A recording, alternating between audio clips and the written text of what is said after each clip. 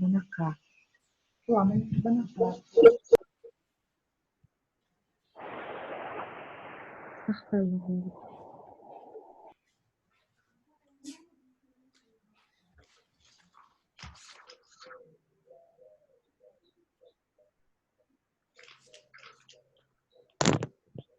Voilà, bien.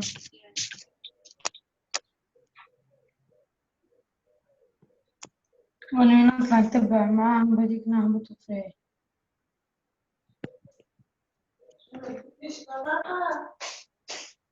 مش هناكل بطاطا معاهم.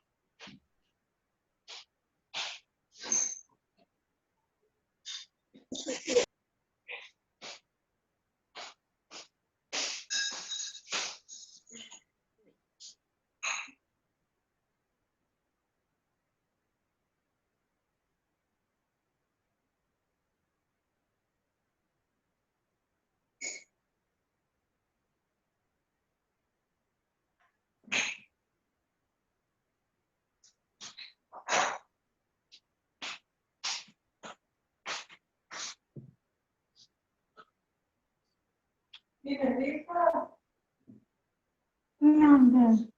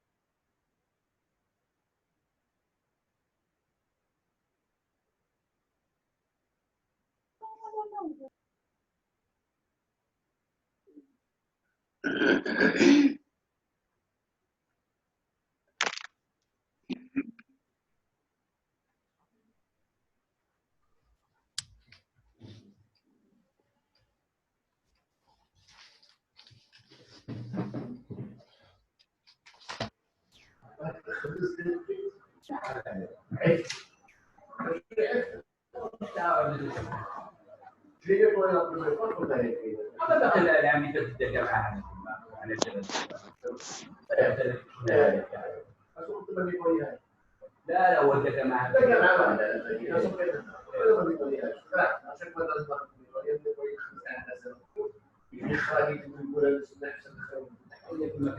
تطلع مقليات ولا انت شامبير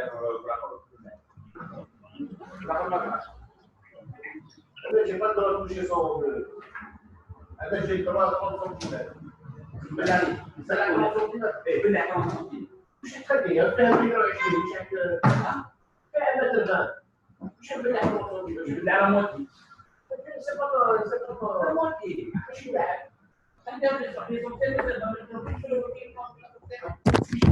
هو هو ديبار de telle façon le passage de tâche pardon pardon quel 1m20 peut-être 50 cm تقرا au شارع j'ai pas trop de même par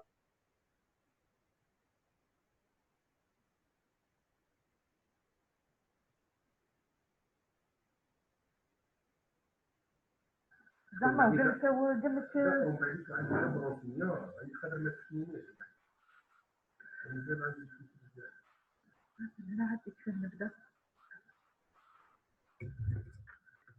C'est bon, on commence. Bonjour tout le monde. Est-ce que vous arrivez à voir la diapo? Oui, très bien. Est-ce que vous voulez qu'on commence ou qu'on attende le temps programmé? 13 heures, c'est comme vous voulez. On attend? Ok. On attend alors, 13 heures.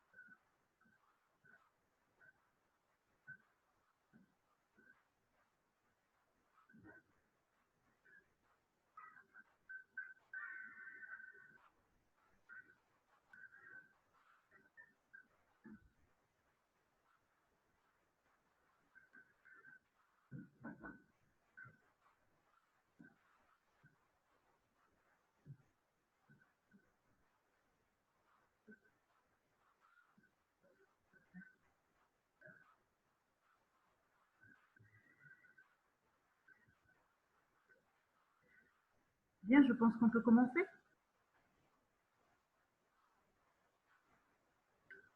Très bien. Tout le monde arrive à m'entendre? Bien. Alors, bonjour tout le monde. J'espère que vous allez bien, ainsi que tous les membres de votre famille. Et on va commencer donc notre conférence qui va porter sur la bêta-thalassémie majeure. Une seconde. Alors. Bien. Alors, avant de commencer, on va faire un petit rappel sur le globule rouge. Vous savez que le globule rouge, c'est une cellule anucléée qui sort de la moelle osseuse sans noyau. Elle est constituée principalement d'une membrane cytoplasmique, de l'hémoglobine et un équipement enzymatique qui lui permet de vivre pendant 120 jours. Alors, la membrane cytoplasmique, elle a une grande capacité de déformabilité et de plasticité, ce qui permet au globule rouge donc, de traverser la microcirculation et d'aller assurer donc, son rôle principal qui est l'oxygénation des tissus. Deuxième élément important, c'est l'hémoglobine. Donc, c'est le pigment principal qui joue le rôle de transporteur de l'oxygène. Et vous avez un équipement enzymatique dont la synthèse est codée par des gènes. Donc, on a besoin d'ADN pour la synthèse de ces enzymes.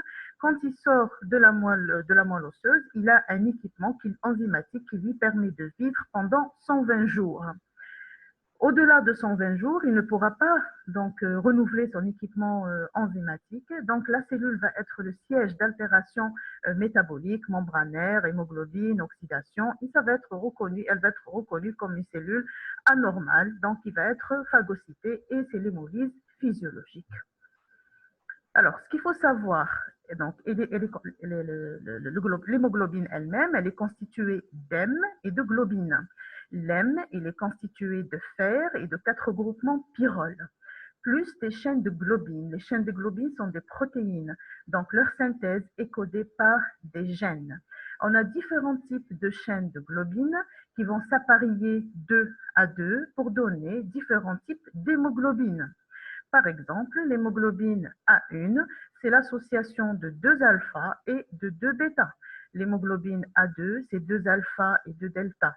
L'hémoglobine F c'est fœtal, c'est 2 alpha et 2 gamma.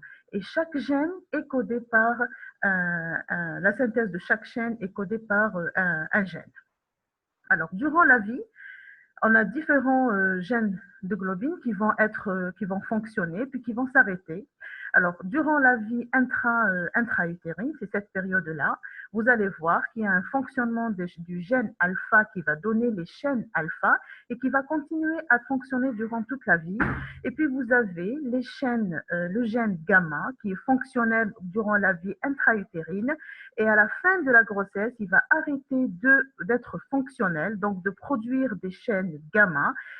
Et progressivement jusqu'à l'âge de 12 mois après la naissance, il va pratiquement s'arrêter complètement. Il n'y en aura pas de chaîne gamma produite.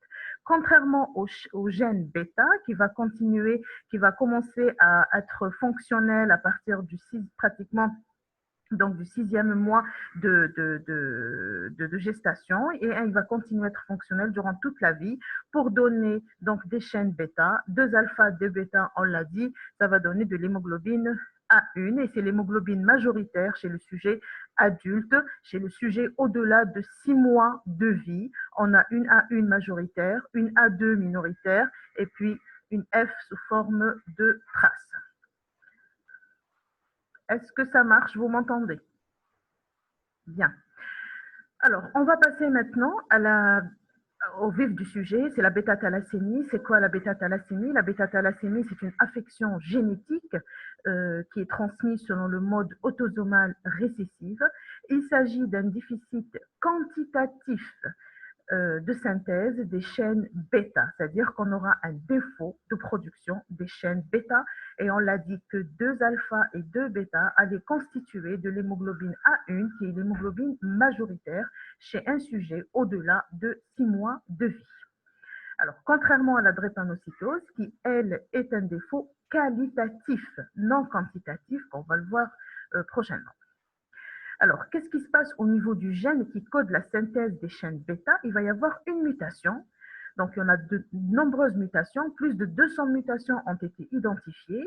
Le résultat est le même. Cette mutation au niveau des codons, elle va engendrer soit l'apparition d'un codon non-sens, donc qui ne va pas être bu, et on n'aura pas de synthèse de chaîne du tout bêta, ou un codon stop, c'est-à-dire qu'il va y avoir une synthèse d'une certaine portion de chaîne bêta, mais de façon insuffisante. C'est pour ça que c'est un déficit quantitatif.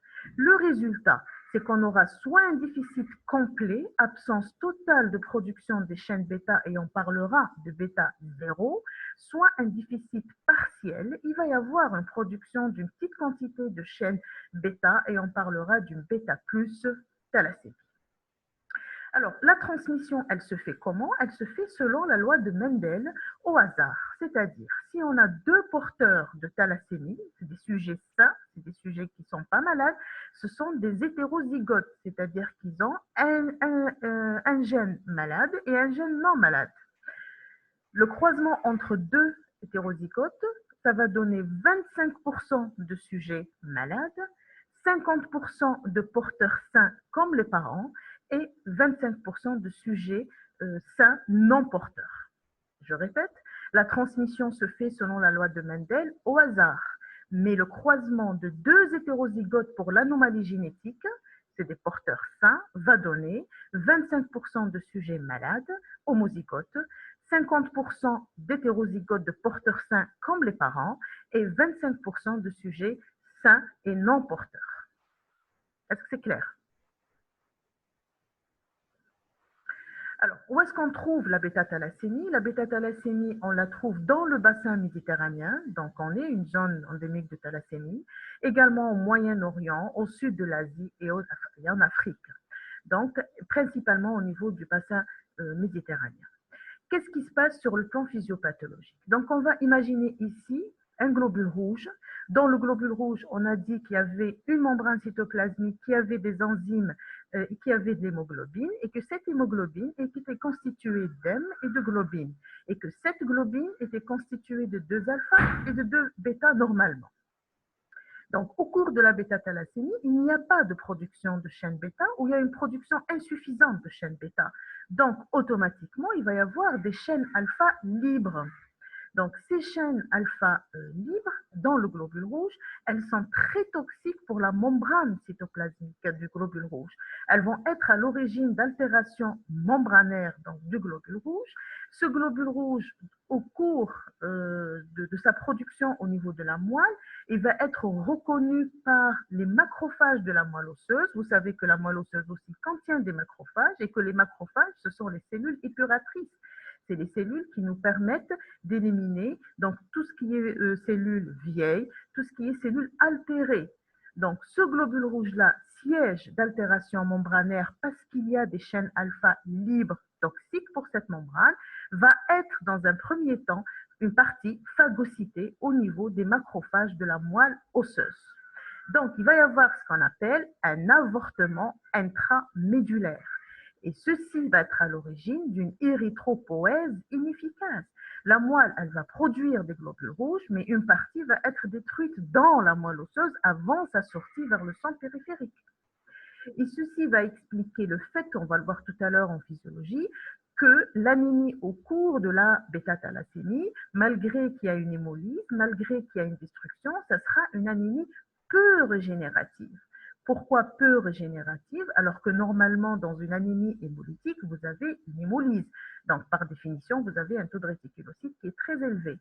Dans la bêta-thalassémie, il y a une hémolyse, il y a une destruction, l'anémie, mais l'anémie, elle est peu régénérative parce qu'il y a cet avortement intramédulaire, il y a cette destruction des globules rouges précocement au niveau de la moelle osseuse. Une partie des globules rouges vont passer en périphérie, donc ils vont passer au niveau de la rate. La rate, c'est le tissu réticulo-endothélial, c'est le tissu épurateur. Les macrophages de la rate vont reconnaître donc les globules rouges altérés et ils vont les détruire, ils vont les phagocyter et ça va être l'hémolyse pathologique. Le résultat, bien sûr, l'hémolyse, elle est chronique parce que c'est une affection congénitale. Il va y avoir une hypertrophie du tissu splénique et on va avoir une splénomégalie. d'une part. D'autre part, l'avortement intramédulaire, la destruction au niveau périphérique va engendrer une anémie. Elle est peu régénérative, oui, mais elle est là. Alors, cette anémie, qu'est-ce qu'elle va, elle va engendrer? Elle va engendrer une hypoxie tissulaire. Et le premier organe qui est sensible à l'hypoxie, c'est le rein. Donc, qu'est-ce qu'il va faire? Il va sécréter de l'érythropoïétine en excès. On sait que l'érythropoïétine, c'est le facteur de croissance et de l'érythropoèse. Il va y avoir donc une hyperactivité médulaire. La moelle, c'est un tissu hématopoïétique. Donc, il va y avoir une hypertrophie de ces tissus. Et on est où? On est dans les os. Donc, qu'est-ce qu'il va y avoir? Il va y avoir une déformabilité osseuse. Donc, non seulement je vais avoir un syndrome anémique, je vais avoir une splénomégalie. Bien sûr, il y a une hémolyse, je vais avoir une triade d'hémolyse. Donc, anémie, splénomégalie, subictaire. D'autre part, je vais avoir une expansion osseuse avec une déformabilité osseuse. Alors, il y a une anémie, il va y avoir un feedback positif vers le tube digestif qui va exprimer plus de récepteurs pour le fer, pour une hyperactivité médulaire. Donc, le fer absorbé, on sait où on va le faire dans le métabolisme du fer. Le métabolisme du fer se fait en vase clos. Tout le fer absorbé, tout le fer ramené au corps, il sera mis en réserve. Seul 1 mg par jour est éliminé donc dans la desquamation digestive, sinon tout le reste est mis en réserve au niveau des macrophages. Donc il va y avoir une hyperabsorption digestive du fer, d'une part. D'autre part, ce sont des sujets qui ont des anémies sévères, ce sont des sujets qui ont 2 grammes d'hémoglobine. Donc, si on veut les sauver, il faut qu'ils soient transfusés. Et c'est des transfusions à vie, une transfusion mensuelle. C'est une maladie chronique, c'est une maladie congénitale. Donc, il faut mettre un programme transfusionnel à long terme. Et quand on transfuse les sujets, on va ramener aussi des globules rouges. Donc, j'ai une hyperabsorption, on va ramener aussi du fer avec les globules rouges. Donc, j'ai une hyperabsorption digestive d'une part, d'autre part, une transfusion. Donc, on va avoir un apport important de fer. Et s'il n'y a pas un traitement chélateur du fer, c'est-à-dire un traitement qui permet d'éliminer cet excès de fer, on va assister à l'apparition d'une complication grave et mortelle pour les thalassémiques, et c'est l'hémochromatose.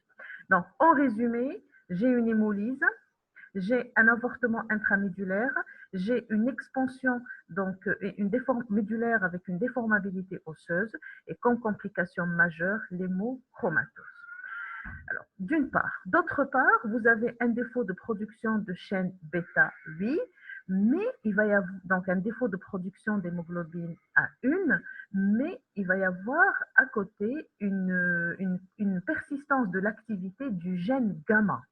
Le gène gamma, normalement, va commencer à s'éteindre pour s'arrêter à partir de 6 mois de vie. On n'a plus d'hémoglobine fœtale normalement. Et là, on va assister donc à toujours une production de chaîne gamma qui va donner de l'hémoglobine fœtale. Chez un thalassémique, on n'a pas du tout d'hémoglobine A1 ou on a une hémoglobine A1 minoritaire, mais on a un excès d'hémoglobine fœtale parce qu'il y a cet excès de chaîne gamma qui va se coupler avec alpha pour donner cette hémoglobine fœtale. Alors vous allez me poser la question, il y a un excès d'hémoglobine fœtale, pourquoi il y a alors cette hypoxie? Pourquoi est-ce que cette hémoglobine fœtale n'arrive pas à oxygéner les tissus? Pourquoi? Parce qu'elle est hyper affine à l'oxygène. Quand elle le prend, elle ne le donne plus, donc elle ne peut pas assurer la fonction d'oxygénation des tissus. Est-ce que c'est clair? Tout le monde nous suit?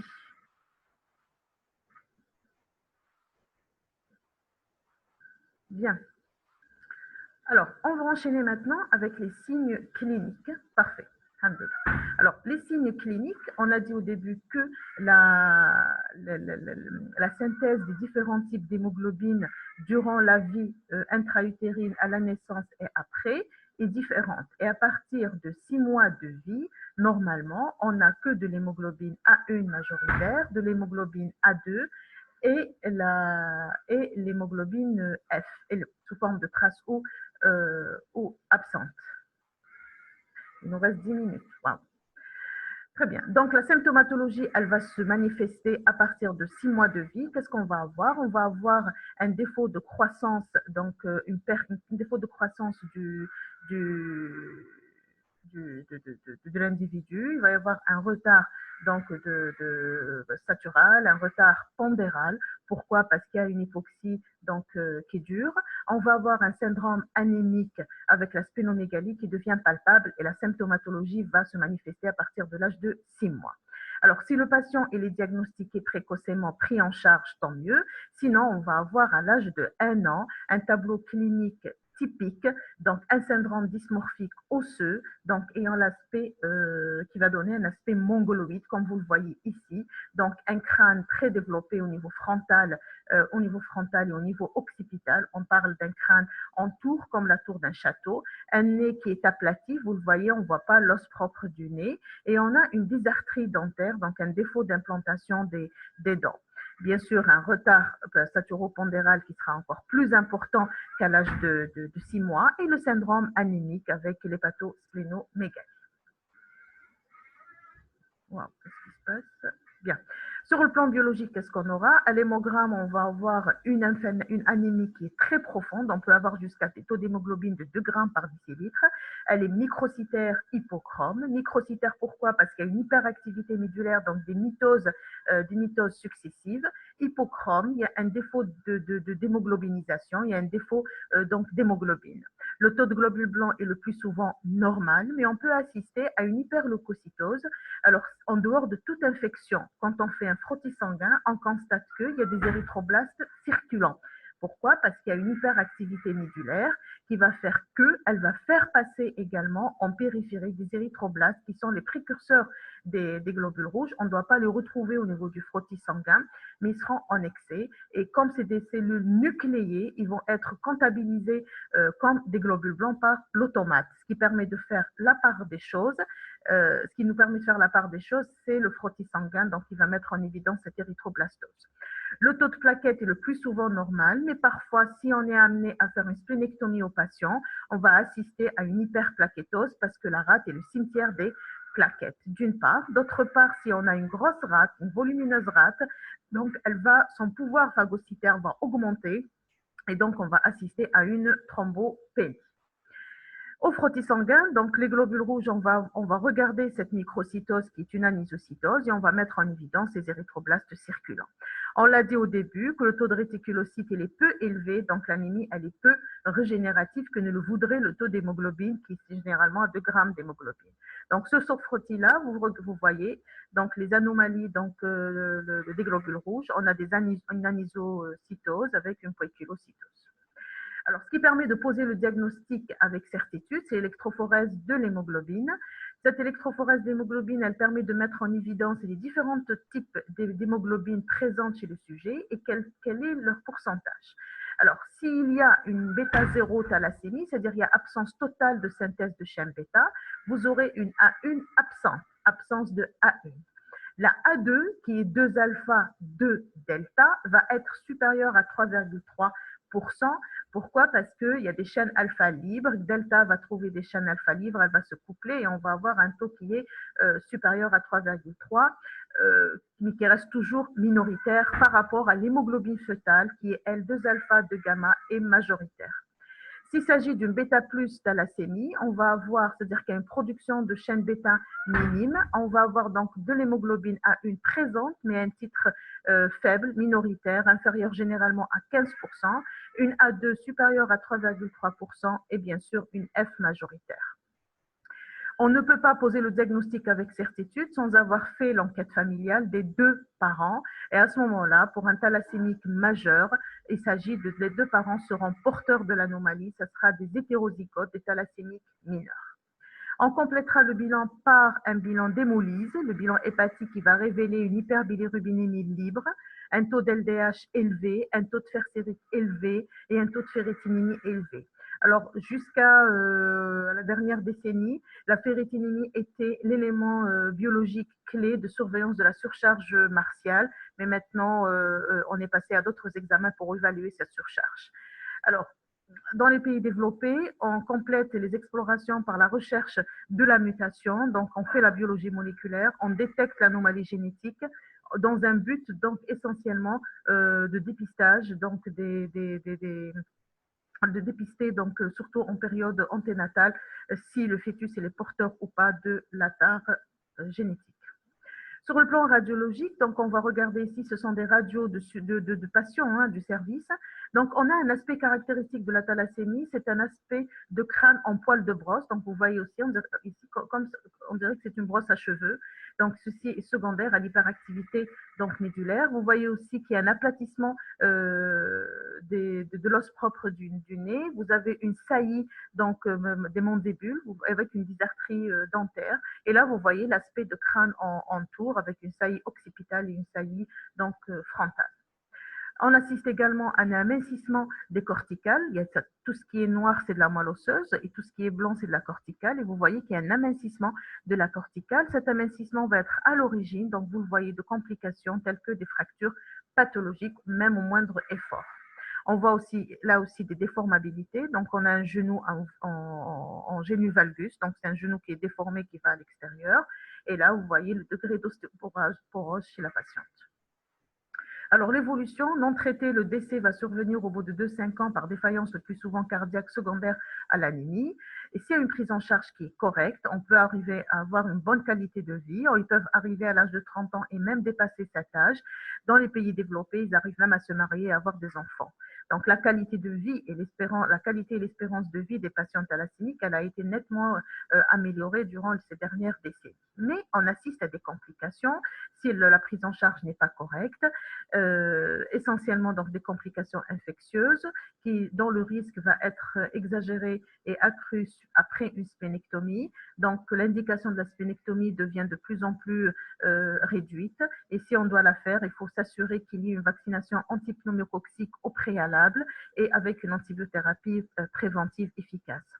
S'il y a un hypersplénisme, donc l'hypersplénisme c'est quoi? C'est une augmentation du volume donc de la rate qui va être à l'origine donc d'augmentation des besoins transfusionnels et l'apparition d'une pancytopénie parce que le pouvoir phagocytaire de la rate va augmenter.